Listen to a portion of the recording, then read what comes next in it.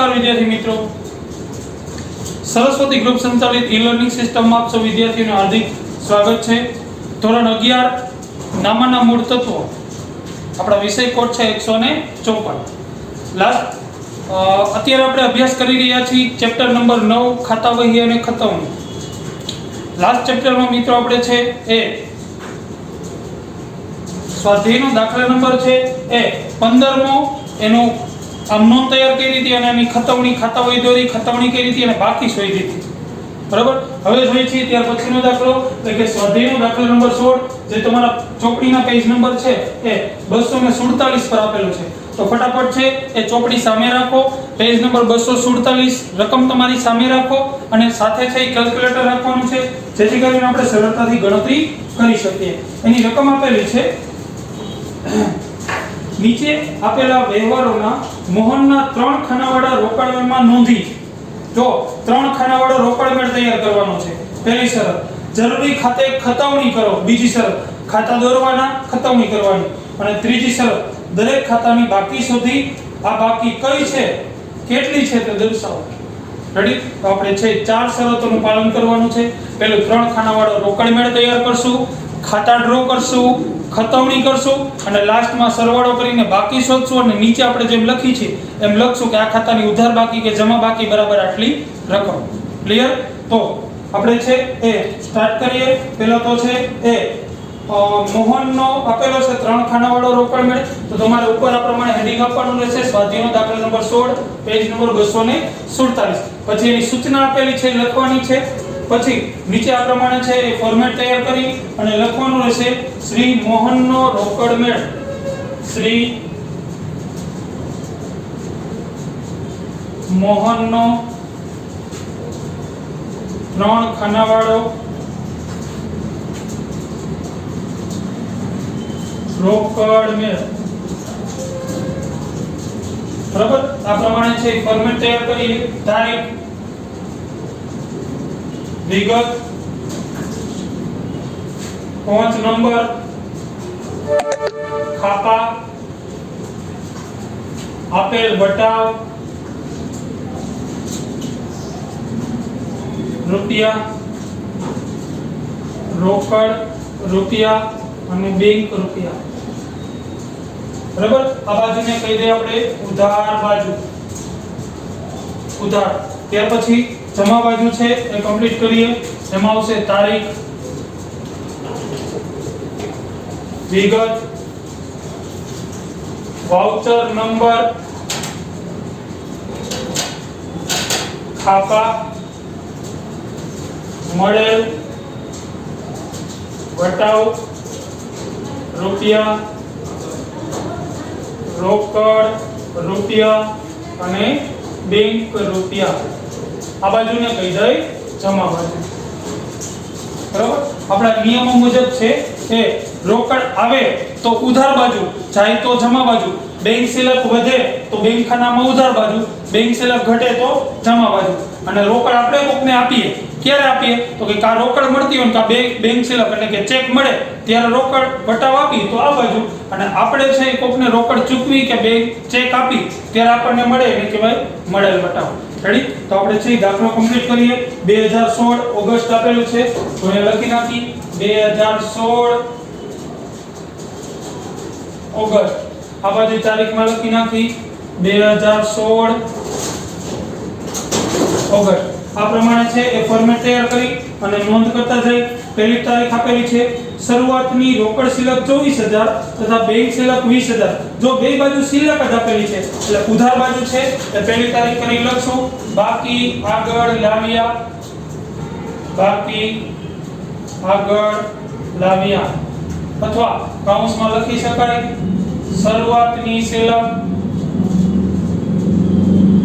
જેને આપણે બાકી આગળ લાવ્યા તરીકે ઓળખવામાં આવે છે, બરાબર। રોકડ ખાનાની છે તે 24000 અને બેંક ખાનાની 20000। તો રોકડ ખાતામાં 24000 અને બેંક ખાનામાં 20000, બરાબર છે। ત્યાર પછી આપેલું છે તારીખ 2 બેંકમાં 14000 રોકડા ભર્યા। જો વિશેષ પ્રકારનો વ્યવહાર બેંકમાં રોકડા ભર્યા બંને બાજુ નોંધ થશે જે વ્યવહારની રોકડ મેળમાં બંને બાજુ નોંધ થાય એવા વ્યવહારને જમા ખર્ચી વ્યવહાર કહેવાય જો દે પહેલા તો છે બેંકમાં રોકડા ભર્યા એટલે બેંક શિલક વધે છે કેટલા તો કે 14000 તો પહેલા તો બેંક શિલક વધશે એટલે આપણે બેંકના ખાનામાં લખશું 14000 બેંક શિલક વધશે છાપાના ખાનામાં લખવું પડશે જમા ખર્ચી વ્યવહાર અને અહીંયા તારીખ આવશે 2 બેંકમાં છે ભરો બેંક શિલક વધે તો રોકડ જશે અહીંયા લખશું રોકડ ખાતે બરોબર બેંક શિલક વધી તો એની અસર આ બાજુ આવશે અહીંયા લખશું તારીખ 2 અહીંયા લખશું બેંક ખાતે ધંધામાંથી રોકડ જશે પણ અહીંયા લખશું જમા ખર્ચી વ્યવહાર અને રોકડના ખાનામાં 14000 બેંકના ખાનામાં ડેશ ત્યાર પછીનો વ્યવહાર જોઈએ 3 વ્યવહાર નંબર 3 સુરેશભાઈને 20000 નો માલ વેચ્યો જે પેટે 8000 રોકડા તથા બાકીની રકમનો ચેક મળ્યો જે બેંકમાં ભર્યો શું કર્યું છે તો કે માલ વેચ્યો છે બરોબર તો તે તારીખ 3 અહીં લખશું વેચાણ ખાતે તો જે પહેલા તો માલ વેચ્યો છે એટલે 8000 રોકડા મળ્યા છે તો રોકડના ખાનામાં લખશું 8000 અને બાકીની રકમનો ચેક મળે છે તો 20000 માંથી 8000 બાદ કરો તો ચેક કેટલાનો મળે તો કે 12000 રૂપિયાનો તો અહીંયા આવશે 12000 બરોબર ત્યાર પછીનો વ્યવહાર જોઈએ વ્યવહાર નંબર 5 દુકાન ભાડું 1500 ચેક દ્વારા અને પગારના 2500 રોકડેથી ચૂકવ્યા છે ધંધામાંથી રોકડ જશે અને બેંક શિલક ઘટે છે તો અહીં લખશું તારીખ 5 પહેલા શું ચૂક્યું છે જોવો દે તો કે દુકાન ભાડું અહીં લખશું દુકાન ભાડા ખાતે દુકાન ભાડું કેવી રીતના ચૂક્યું છે તો કે ચેક દ્વારા તો કે આપણી બેંક શિલક ઘટશે તો બેંકના ખાનામાં લખશું 1500 રૂપિયા ત્યાર પછી જો એવું કીધું છે પગારના 2500 રોકડેથી ચૂકવા તો એ જ તારીખે અહીં લખશું પગાર ખાતે અને રોકડના ખાનામાં કેટલા તો કે 2500 રૂપિયા બરોબર છે ત્યાર પછીનો વ્યવહાર છે વ્યવહાર નંબર 7 દિનેશભાઈ પાસેથી 8700 નો માલ ખરીદો જે પેટે 700 ચૂકવ્યા જોવો છે પહેલા તો ખરીદો છે અને રોકડા કેટલા ચૂકવા છે 700 તો 700 ની નોંધ કરશું તો કે તારીખ આવશે 7 તારીખ લખશું 7 શું કર્યું છે માલ ખરીદો છે તો અહીં લખશું તારીખ 7 ખરીદ ખાતે કેટલા રોકડા ચૂકવા છે તો કે 700 રૂપિયા તો અહીંયા 700 ની નોંધ થશે બાકીનો ઉધાર વ્યવહાર છે ઉધાર વ્યવહારની આમાં નોંધ થાય નહીં માત્ર રોકડના જ વ્યવહારો નોંધાય બરોબર ત્યાર પછીનો વ્યવહાર છે નવમો વ્યવહાર વીજળી બિલ 1870 અને ટેલિફોન બિલ 570 ચેક થી ચૂકવ્યા તો વીજળી બિલ અને ટેલિફોન બિલ તો 9 તારીખે લખશું તારીખ 9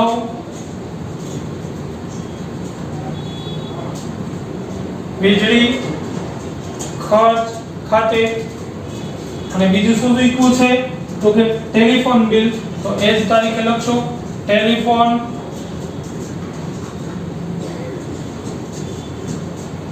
ખર્ચ ખાતે ટેલિફોન ખર્ચ ખાતે બંને છે એ ચેક થી ચૂકવવામાં આવે છે કેટલા છે જોવો દે તો કે 1870 અને 530 તો લખશું બેંકના ખાનામાં 1870 અને 530 બંને ચેક થી જ ચૂકવ્યું છે તો બેંક શિલક ઘટશે ત્યાર પછીનો વ્યવહાર 11મો વ્યવહાર કાનજીને 9000 નો માલ 10% વેપારી વટાવે વેચ્યો જે પેટે 1900 રોકડા મળ્યા તો માત્ર આપણે 1900 ની જ નોંધ થશે તો અહીંયા લખશું તારીખ 13 તારીખ 11 તારીખ અહીંયા લખશું વેચાણ ખાતે કેટલું વેચાણ થયું તો કે 1900 રૂપિયાનું તો અહીંયા લખશું વેચાણ ખાતે રોકડા કેટલા તો કે 1900 બરાબર માત્ર છે 1900 રોકડા ચૂકવા છે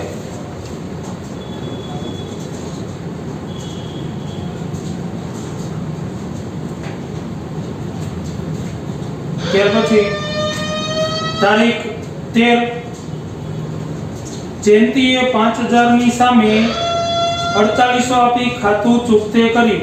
કેને? તો કે જયંતીએ. જો આપણે એની પાસેથી કેટલા લેવાના હતા? તો કે 5000 લેવાના હતા. હવે આપે છે કેટલા? તો કે 4800. એનો મતલબ એવો કે 4800 આપણને રોકડા મળ્યા છે. તો તારીખ 13 અહીં લખશું જયંતી ખાતે તારીખ 13 જયંતી ખાતે કેટલા આપે છે? તો કે માત્ર જો એવું કીધું છે કે 4800 આપે છે. 5000 લેવાના હતા તો આ લખશું 4800 અને 200 રૂપિયાનો વટાવ આપવો પડશે. બરાબર. ત્યાર પછીનો વ્યવહાર જોઈએ. તારીખ 16 દિનેશભાઈને 7600 નો ચેક આપી ખાતું ચૂકતે કર્યું. દિનેશભાઈને આપણે આપી છે. બરાબર. તો જમા બાજુ આવશે ચેક આપો છો એટલે બેંક શિલ્લક ઘટે છે. તો તારીખ 16 અહીં લખશું દિનેશભાઈ ખાતે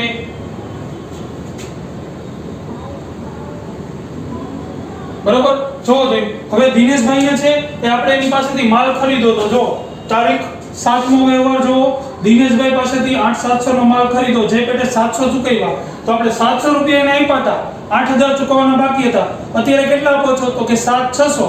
તો એનો મતલબ એવો 400 રૂપિયા આપણને શું મળશે? તો કે વટાવ મળશે. તો એ લખશું 400 વટાવ અને ચેક આપો છો 7600 નો. બરાબર છે. ત્યાર પછીનો વ્યવહાર જોઈએ. શીતલના લગ્ન પ્રસંગે 1800 ની ભેટ માટે ધંધામાંથી રોકડા ચૂકવ્યા. બરાબર. અંગત ખર્ચ થયો એને આપણે ઉપાડ કહેશું. તો તારીખ 17 ઉપાડ ખાતે કેટલા ચૂકવો છો? તો કે ઉપાડ ખાતે 1800 રોકડા એટલે રોકડના ખાનામાં આવશે 1800 રૂપિયા. ત્યાર પછીનો વ્યવહાર જોઈએ.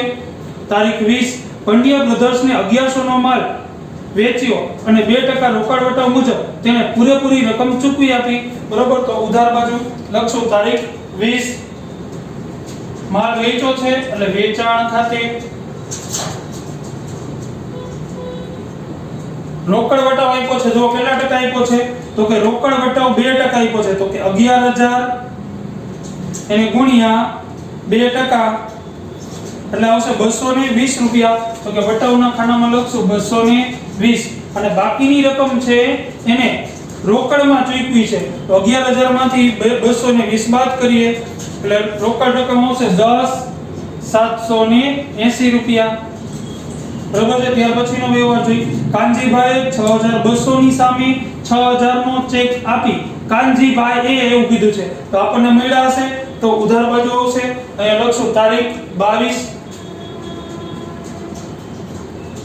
કાનજીભાઈ ખાતે.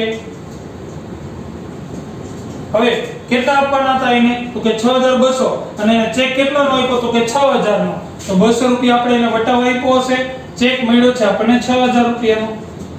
બેંક શિલ્લક વધશે વધે તો ઉધાર. ત્યાર પછી 24 તારીખ કમિશનનો ચેક 1600 નો મળ્યો જે બેંકમાં ભર્યો.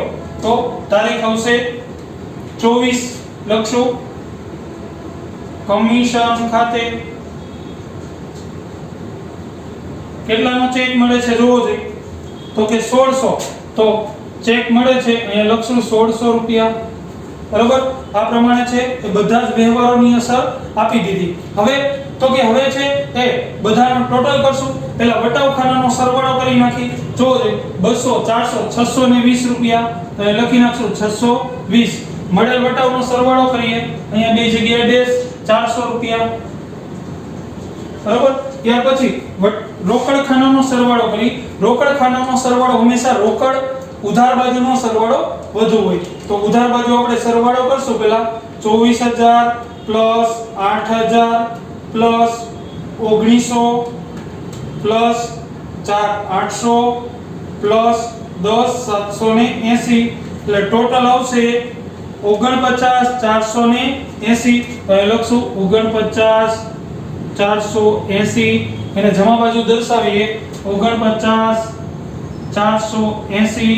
હવે આ 49480 માંથી આ બધી રકમ છે આપણે બાદ કરીએ એટલે તફાવતની રકમ મળશે. તો કે -14000 -2500 -700 -1800 એટલે તફાવતની રકમ મળશે 30480. તો એ લખશું 30480 80 એને 31 તારીખે છેલ્લે દિવસે તો ઓગસ્ટ મહિનાની 31 તારીખે લખશું બાકી આગળ લઈ ગયા. બરાબર. હવે બેંક ખાનાનો જોઈ લેવાનો, કારણ કે ઉધાર બાજુનો સરવાળો વધુ હોઈ શકે, જમા બાજુનો વધુ હોઈ શકે, એટલે કે આખરની સિલકઈ મળે, બેંક ઓવરડ્રાફ્ટ મળે. તો જોવો છે આ બાજુ 20 ને 14 ને 12 એટલે કે ઉધાર બાજુનો સરવાળો વધુ છે, તો એ પહેલા કરશું આપણે 20000 પ્લસ 14000 પ્લસ 12000 પ્લસ 6000 પ્લસ 1600 એટલે ટોટલ મળશે 53600. બરાબર. તો અહીંયા લખશું 53600 53600 એને જમા બાજુ દર્શાવીએ 53600 એમાંથી 53600 માંથી જમા બાજુની બધી જ રકમો છે આપણે બાદ કરીએ. 53600 માઈનસ 1500 માઈનસ 1870 માઈનસ 530 માઈનસ 7600 એટલે તફાવતની રકમ મળશે 42100. એને આપણે કહેશું બાકી આગળ લઈ ગયા. બરાબર. તો આ પ્રમાણે છે આપણને આખરની રોકડ સિલક મળી 30480 અને આખરની બેંક સિલક મળી 42100. બરાબર છે. તો આ પ્રમાણે તમારે છે દાખલો કરી નાખવાનો રહેશે. ચોપડામાં પહેલા હેડિંગ આપવાનું રહેશે. સ્વાધ્યાયનો દાખલા નંબર 16 પેજ નંબર 247. પછી એની સૂચના લખવાની છે, વ્યવહારો નથી લખવાના. આ રીતના ફોર્મેટ તૈયાર કરવાનું રહેશે અને એની એન્ટ્રી આપવાની રહેશે. બરાબર. નેક્સ્ટ લેક્ચરમાં છે આપણે આના ખાતા ડ્રો કરશું, ખતવણી કરશું અને ટોટલ કરીને બાકી આગળ લઈ ગયા એટલે કે તફાવતની રકમ જેને આપણે બાકી શોધવી તરીકે ઓળખીએ છીએ એ કરશું. પણ એની પહેલા છે એ કેટલા ખાતા ડ્રો કરવાના રહેશે. જો 3 ખાનાવાળો રોકડ મેળ તૈયાર કર્યો હોય ત્યારે રોકડ ખાનું અને બેંક ખાનું તૈયાર કરવું પડે નહીં. તો જો કયા કયા ખાતાઓ તૈયાર કરવા પડશે, તો કે પહેલું વેચાણ ખાતું તૈયાર કરવું પડશે. બરાબર. બીજું જયંતીનું ખાતું, ત્રીજું વેચાણ ખાતું આવી ગયું, કાંજીનું ખાતું 3,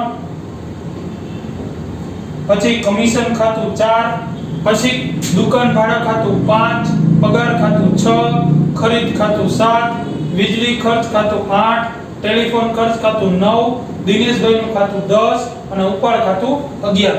આ પ્રમાણે આપણે છે નેક્સ્ટ લેક્ચરમાં આ પ્રમાણે 11 ખાતા ડ્રો કરશું, ખતવણી કરશું, ટોટલ કરીને બાકી શોધશું અને નીચે લખશું કે આ ખાતાની ઉધાર બાકી કે જમા બાકી. ઓકે મિત્રો. તો આ દાખલો છે તમારે લખી લેવાનો રહેશે. નેક્સ્ટ લેક્ચર આપણે કરી ત્યારે દાખલો તમારી સામે રાખવો પડશે. ઓકે મિત્રો. Thank you.